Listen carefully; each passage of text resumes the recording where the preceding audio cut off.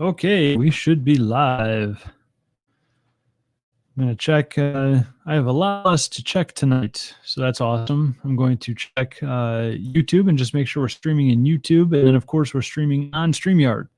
So two options, StreamYard link to join me live. And what's cool about the StreamYard link is that you can actually post comments and engage with me.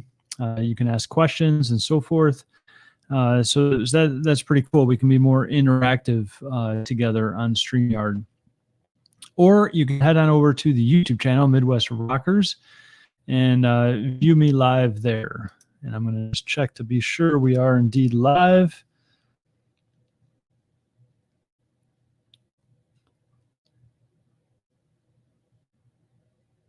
Midwest Rockers view channel, view the lives.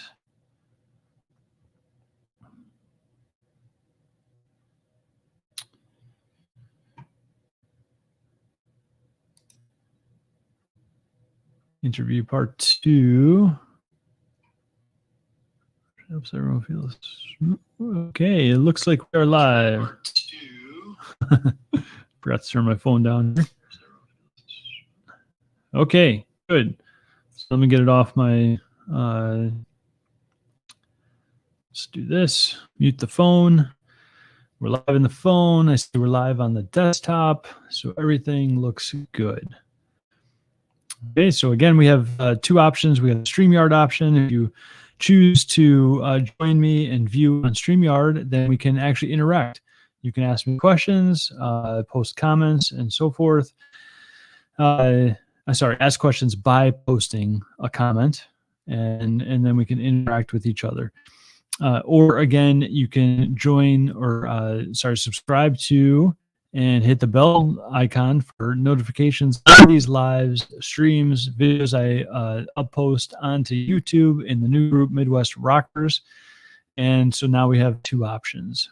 And hopefully at some point I will get access to posting these videos on my Facebook page and maybe even in the future in the Facebook group, which would be super awesome. Okay, so let's get this going here. This is part 2 of the Michael Rossa interview. Okay, so I'm recapping the interview I did with Michael Rossa. Of course, you can watch the original interview itself that is posted in the Facebook group. We did that live together a few weeks back now. And last week I did recap number 1. Okay, so and that is on the YouTube channel Midwest Rockers. And it's also on the StreamYard link as well.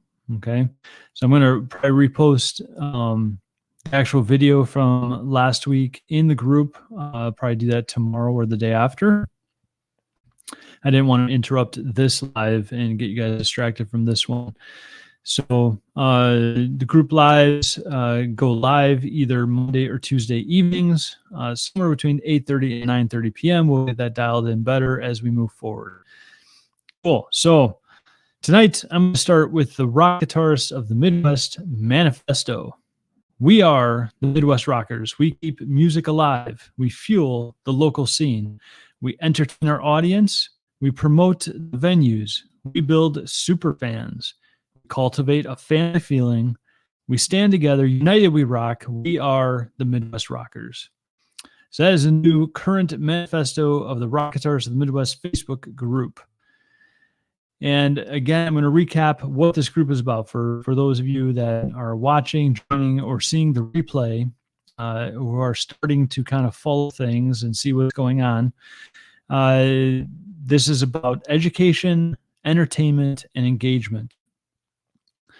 Education piece is learning how to play and shred with confidence on any stage, anywhere, anytime, with anyone. The entertainment piece is you posting songs, posting your gigs, posting performances or clips of your performances.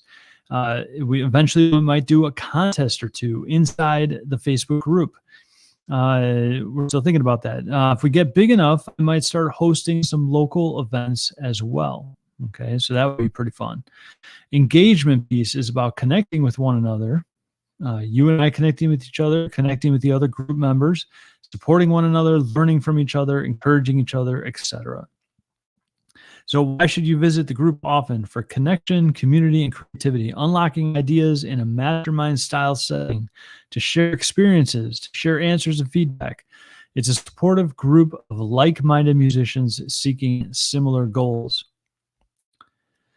So why did I create this group, and what will you get out of it? I created this group for two types of guitarists: the seasoned pros, industry artists, working musicians, teachers, etc.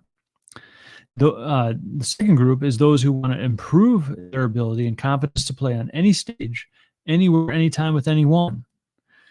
As indicated earlier, and to recap, for group number one, this will be similar to a mastermind in a way, in order to share and seek out ideas with one another. Okay. What's working, what's not working, creative ideas to grow audiences, draw crowds, increase profits, etc. For group number two, I'll be your guitar coach, and the other members who are maybe further along than you will also be helping to teach you and share awesome wisdom, tips, and advice to increase your abilities and confidence for the goal of playing on any stage, anywhere, anytime, with anyone. I'll have programs you can join, events you can attend to enhance your skills and ability on the guitar in the near future. In addition, I'll also be hosting interviews and spotlights with group members to promote you, your group, your live events, your knowledge, etc. And I will go into this more in a few minutes. But first, now we're going to do part two of the recap of the incredible podcast interview with Michael Rossa. Just to recap about Michael Rossa, I want to pull up here Yardstream for a quick moment. Double check, make sure I'm not missing anything. Okay. Just a quick recap and intro about Michael Rossa, who's in our group, Rock Guitarists in the Midwest. Michael Rossa is a podcaster, a health coach, along with being a manager and performer in a very accomplished cover band called The Now. Not only is he the manager of the band, but he's also the musical director and booking manager of The Now, securing over 40 plus shows in the summer seasons alone. He has a wealth of knowledge to share with us in all facets of running a band and keeping the band at a high level of performance. So topic one, actually the only topic we're going to get into tonight is regarding keeping the band together and band management. And then we're going to continue a little bit of band management next week as well. Okay, so these are some of the teaching and the notes from the Michael Rossa interview. And I highly recommend watching the podcast. I believe it was over 2 hours, which is pretty intense. Didn't plan to go that long at all, but there was so much valuable information that he dropped, tips, hacks, great teaching, great mentorship in regards to you and your band. It was really phenomenal. It is one you definitely want to check out. He also has his own podcast as well, and you can check that out. I will, in the comments of the post for tonight, I will go back and share all his details, how you can find his podcast, how you can connect with him, and so forth. And of course, he is in the group, so you can reach out to him right inside the group there as well.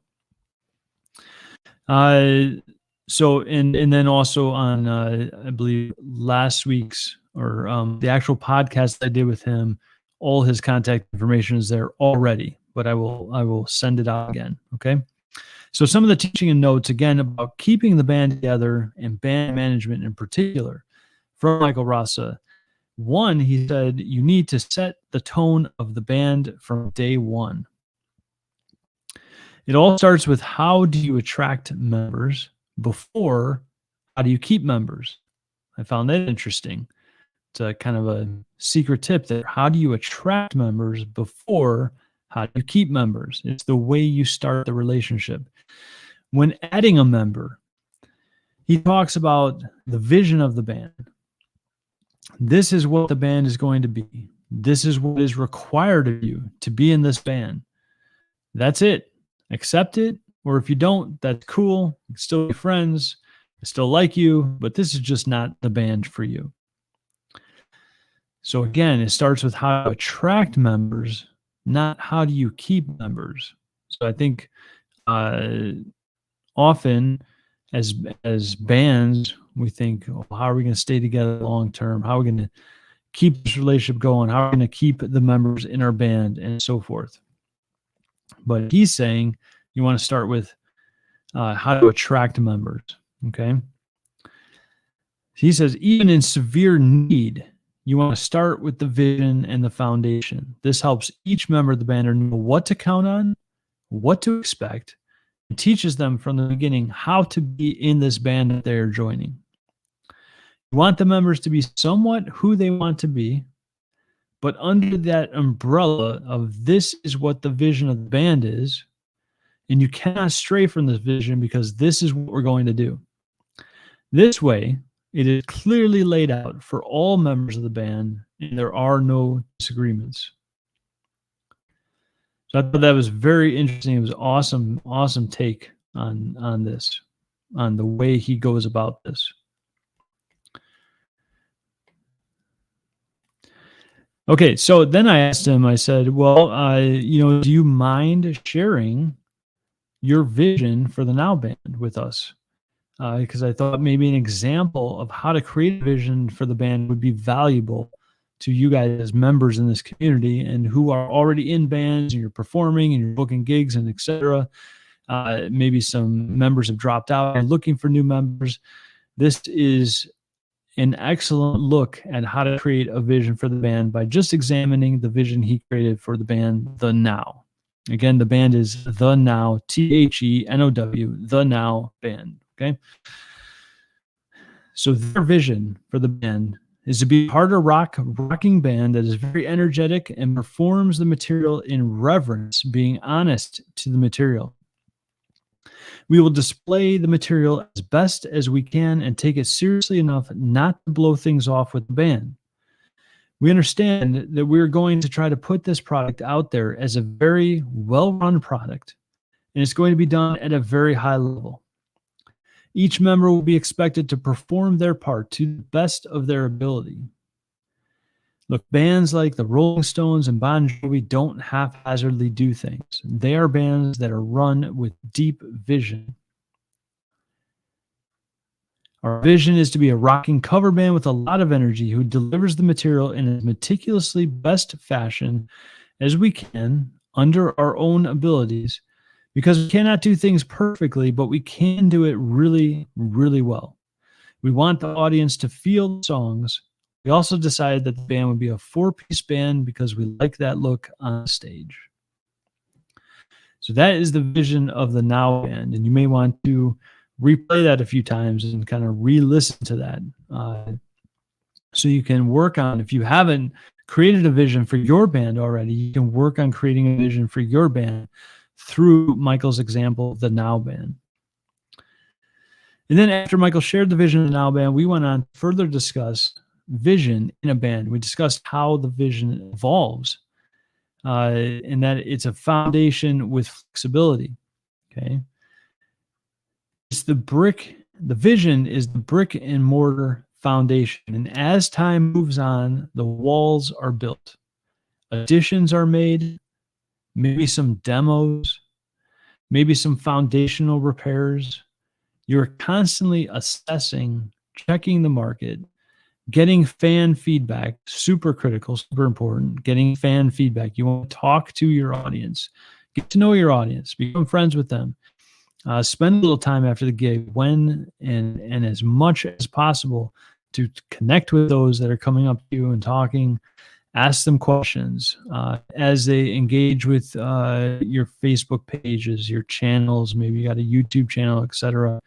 Reach out to them, ask them for feedback, and so forth. Watch the feedback you get as you're playing and performing, and see the spike. See when the excitement or the engagement is high. See when the engagement is low, and so forth. We'll talk about that more next week in part 3 when we talk about song selections, booking gigs, health in the band, and so forth. You're constantly assessing, checking the market, getting fan feedback, and adjusting accordingly. Okay. The core does not change. The core remains. The foundation remains, but may add to it from time to time. And or you might adjust some things along the journey as the band evolves. Okay. Michael likes the 4-piece band look, but also likes a very big sound. And that reminded me of one of his podcasts that I listened to. I loved the podcast. It contained a very controversial topic among musicians, and that's backing tracks.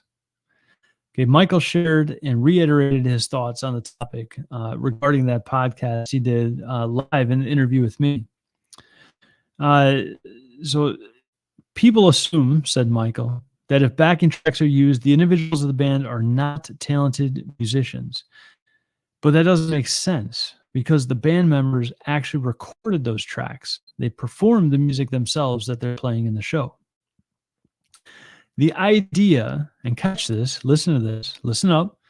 The idea of using backing tracks is to make the music sound big, powerful, and as magical as it could possibly be. If you're an artist, why would you not want to give the best presentation of the music you possibly can? Out of the idea of just being right, that you shouldn't use backing tracks, okay? Some of the things he also mentioned was, well, we could say this then. Well, don't use, if you're familiar with fractal boards or Kemper boards, okay, or helix boards, well, don't use a fractal, don't use a Kemper, don't use a helix, okay, because it's fake. It's a stimulator of tube amps, pedals, sounds, etc. Or another example he gave is don't use delay. In delay, when you use delay, you're recording a part and then that part repeats microseconds later. Okay. So again, that's like a track. A delay pattern is like a track. So that's cheating, right? Or don't put reverb on the drums, right?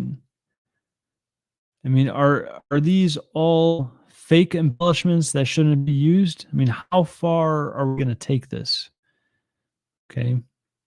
So if you think you shouldn't use tracks, then you probably shouldn't use the boards. You probably shouldn't use delay. You probably shouldn't use reverb because these are all similar ideas. In when it comes down to it, they're all types of tracks on the music.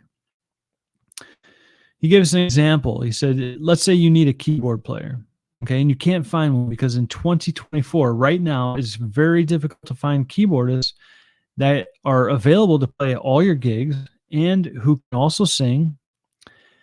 And who, if you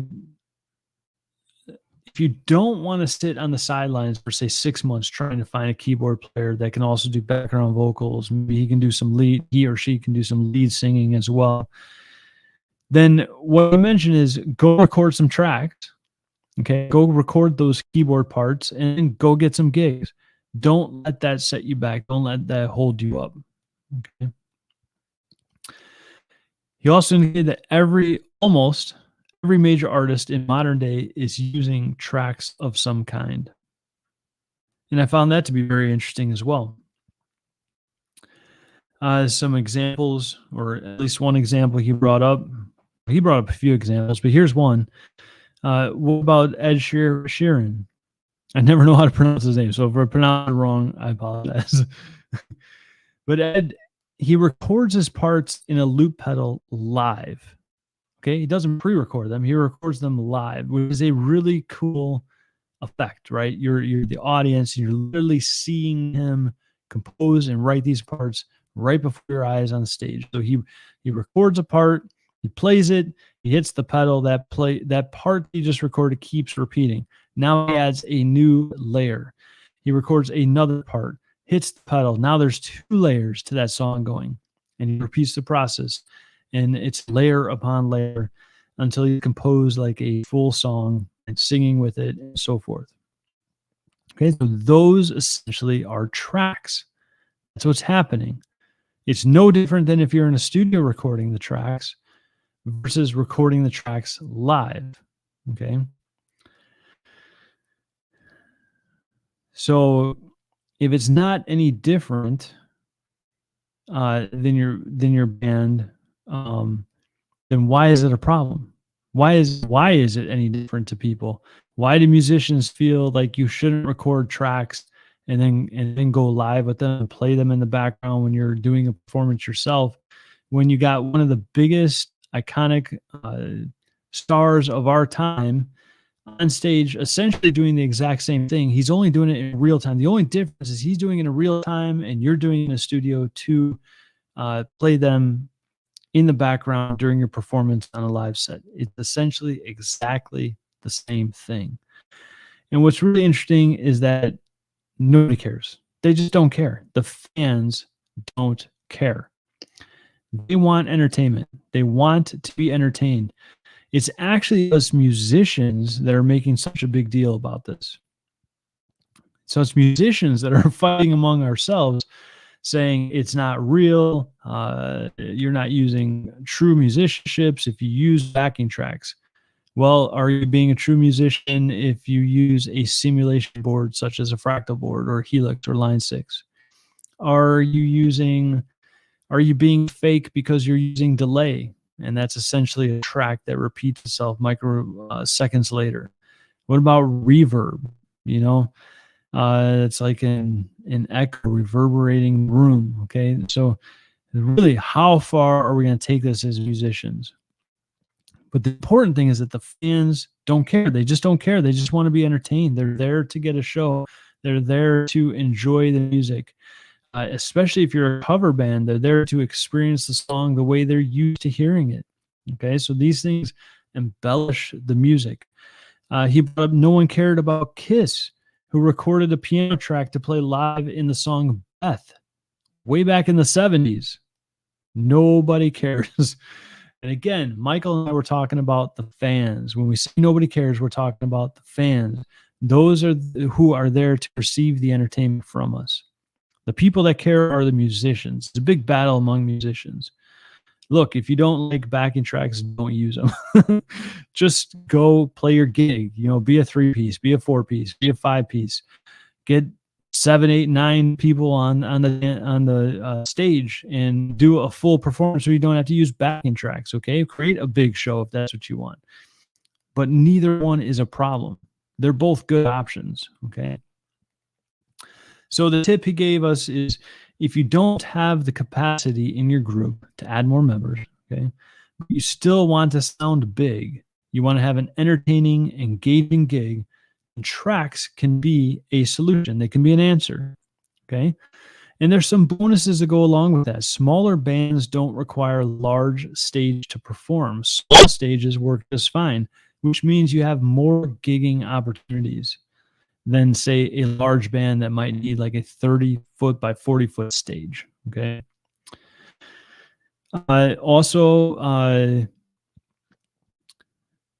In addition, there's more money acquired for the band. So more money per musician, more money to advertise, repair equipment for sound guys, roadies, transportation, etc. Okay. If there's less musicians in the band, there's more money available to the band.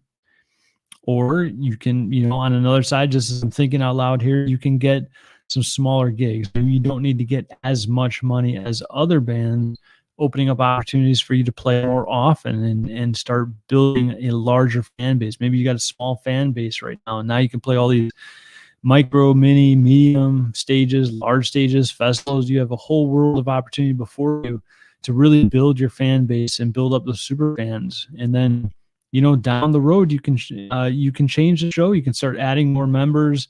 Now you have a bigger following, a bigger audience, so you can perform those bigger stages and demand a bigger price point. Okay. So Michael and I wanted to be very, very clear about this. We are not saying that you cannot perform raw without backing tracks. If that's what you want to do. You can be a 3-piece band. You can be a 4-piece, a 5-piece. You do not have to use backing tracks. That's not our point. What we are saying is that both options are good options and are respectable options filled with bands that are talented musicians. Okay? Both options are good. Both are respectable. Both can be done very well and entertain your fans and give them the best possible experience. What we are not for, what we do not agree with, is lip syncing. Okay, that we don't agree with. We don't agree with fake singing or lip syncing or fake playing while a full band track is performing in the background. We're not for that at all. We do believe in real musicianship. It's just that if you want to layer and get a bigger sound, sound like a 7-piece band, but maybe there's only 4 of you that are performing on stage live, backing tracks are an awesome option available to give your fans an incredible experience. Okay. So you can catch his podcast. Boy, I don't want to say that wrong because there's a political guy that's also has a podcast. Let me look it up real quick because I want to announce this live right now.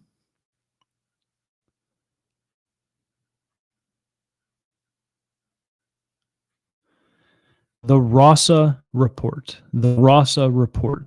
This is Michael Rossa's podcast. TheRossa REPORT, the Rossa Report. The Rossa Report. Picture looks like R/R. Okay. So his podcasts are really good. He combines music, musicianship, bands, etc.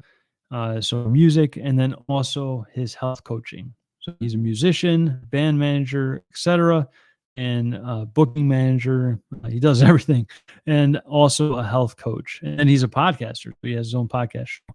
So he combines that music and health element. So he has some shows that are more about health, some shows that are more about music, and then I believe at some points he tries to tie it together and so forth.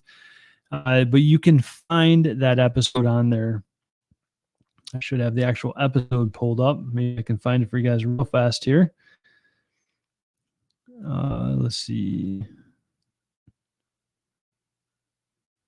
This is the one. It was July. Looks like it was, if I have the right one, July 15th, season 1, episode 23. July 15th, season 1, episode 23. Awesome. On bands, it was bands using backing tracks and live shows. You got to check out that podcast. And go ahead and follow his podcast. Subscribe to it, depending on what podcast channel you're using and so forth.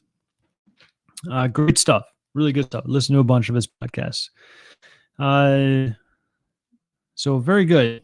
So that kind of completes the topic on keeping band members and how to make performances super entertaining for the audience and fans. In part 3, okay, the next section I do reviewing the Michael Rossa interview. In part 3, I will recap the following topics: how to pick songs to perform from the stage and for your audience, how to go about booking gigs, and health in a band from the stage. Okay. And so that's all we have time for tonight on the recap. So that's a recap of the Michael Rossa interview, part number 2. And then I'm just going to check just to be sure there's no questions or comments that need answering here. Doesn't look like it. Okay. So I want to do a reminder about podcast promos. I am looking for the next podcast interview from somebody within our group, Rock Guitarists of the Midwest. I will promote you and your band. Look, this is the 3rd time I'm promoting Michael Rossa already. He's now gone out on my YouTube channel. He is on my Facebook page, my Facebook profile. He's in my Facebook group. He's in the group. You can actually contact him and get a hold of him inside the group. His information on how to get a hold of him and so forth has been posted multiple times in the group. Will be posted again on this this episode 6 as well. Okay. So I don't stop promoting you. The podcast before that was Guy Danoff, which I also did the same for. I will promote you guys a lot in multiple different places. And as these replays are available as well, and as this group grows, more and more members are going to see you. So why should you do it? Promotion for yourself and for your band, or self or band, depending on if you're a single musician. Okay. To get more fans, to get more followers, to share out your social media platforms, to share your upcoming gigs, etc. Okay. Other reasons you should do is connect with other guitarists in the Midwest to build up your network, to connect with other bands in the Midwest. Again, building up your network to make new friends. Other reasons are for the community and the group. The more you give, the more you tend to receive. Motivation and encouragement for aspiring guitarists inside our group, those who are aspiring to stages, to get to the next level themselves in performing and in their skill. Tips, tricks, and hacks for aspiring guitarists. So you're sharing your tips, tricks, and hacks for aspiring guitarists and working musician, just like Guy Danhoff did, just like Michael Rossa did. You're teaching, when you teach others, it solidifies what you've already learned in life and also improves your own skills. Okay. So that's all we have for tonight. Okay, Midwest Rockers, keep the lights on, keep rocking. This is John Capity, guitar coach, podcaster, and improv artist. I appreciate all of you. And until next time, we'll see you soon.